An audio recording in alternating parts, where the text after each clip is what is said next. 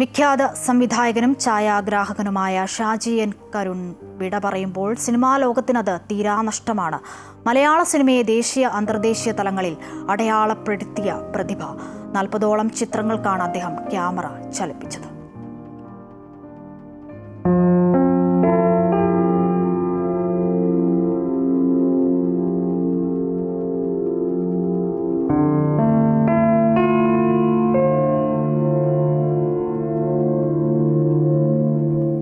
ദേശീയ അന്തർദേശീയ തലങ്ങളിൽ മലയാള സിനിമയെ അടയാളപ്പെടുത്തിയ അതുല്യ പ്രതിഭയാണ് നഷ്ടമാകുന്നത്.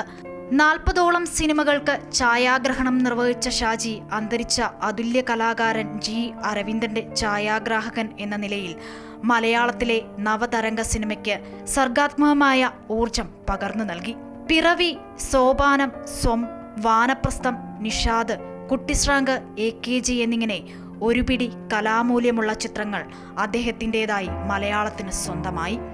ആദ്യ ചിത്രമായ പിറവിക്ക് കാൻ ഫിലിം ഫെസ്റ്റിവലിൽ ഗോൾഡൻ ക്യാമറ പ്രത്യേക പരാമർശമടക്കം നിരവധി പുരസ്കാരങ്ങൾ ലഭിച്ചു. രണ്ടാമത്തെ ചിത്രമായ സ്വം കാൻ ഫിലിം ഫെസ്റ്റിവലിലെ മത്സര വിഭാഗത്തിലേക്ക് തിരഞ്ഞെടുക്കപ്പെട്ട ഏക മലയാള ചലച്ചിത്രമെന്ന ഖ്യാതിയും സ്വന്തമാക്കി.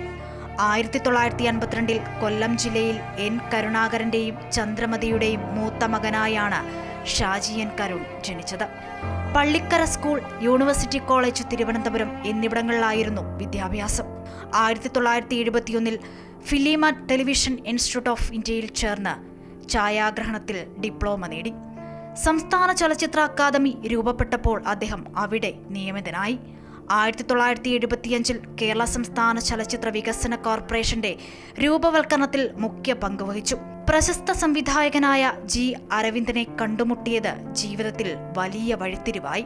കാഞ്ചനസീത, തമ്പ്, കുമ്മാട്ടി, എസ്തപ്പാൻ, പോക്കുവെയിൽ, ചിദംബരം, ഒരിടത്ത് തുടങ്ങിയ അരവിന്ദൻ ചിത്രങ്ങളുടെ ഛായാഗ്രഹണം നിർവഹിച്ച അദ്ദേഹം ഛായാഗ്രഹനായുള്ള ദേശീയ അവാർഡും 3 സംസ്ഥാന അവാർഡുകളും നേടിയിട്ടുണ്ട്. അരവിന്ദിന്റെ കീഴിൽ ഛായാഗ്രാഹകനായി നിരവധി സിനിമകൾ ചെയ്തു. കൂടാതെ പ്രശസ്ത സംവിധായകരായ KG George, MD Vasudevan Nair എന്നിവർക്കൊപ്പവും ഷാജി എൻ കരുൺ പ്രവർത്തിച്ചു. 1988 സംവിധാനം ചെയ്ത പിറവിയാണ് ആദ്യ സംവിധാന സംരംഭം. 70ഓളം ചലച്ചിത്രമേളകളിൽ പ്രദർശിപ്പിക്കുകയും 31 പുരസ്കാരങ്ങളും പിറവി എന്ന ചിത്രം സ്വന്തമാക്കി. കാൻ ചലച്ചിത്രമേളയിൽ പാംദോറിന് നാമനിർദ്ദേശം ചെയ്യപ്പെട്ട സ്വം, കാനിൽ ഔദ്യോഗിക വിഭാഗത്തിൽ പ്രദർശിപ്പിച്ച വാനപ്രസ്ഥം തുടങ്ങിയ ചിത്രങ്ങളിലൂടെ അന്തർദേശീയ തലത്തിൽ മലയാള സിനിമയ്ക്ക് അഭിമാനകരമായ അംഗീകാരങ്ങൾ അദ്ദേഹം നേടിത്തന്നു. 2011 പത്മശ്രീ അവാർഡിന് അർഹനായ അദ്ദേഹം 2023 JC ഡാനിയൽ പുരസ്കാരവും നേടിയെടുത്തു. ഇതിനുമൊക്കെ അപ്പുറത്ത് കലാ സാംസ്കാരിക രംഗത്തെ സംഭാവനയ്ക്കുള്ള ഫ്രഞ്ച് സർക്കാരിന്റെ അന്താരാഷ്ട്ര അംഗീകാരമായ the order of arts and lights എന്ന പുരസ്കാരവും അദ്ദേഹത്തെ തേടിയെത്തി. വളർന്നുവരുന്ന കലാകാരന്മാർക്ക് മാതൃകയാക്കാവുന്ന പ്രതിഭയാണ് കാലയവനികയ്ക്കുള്ളിൽ മറയുന്നത്. News desk, Amrita news.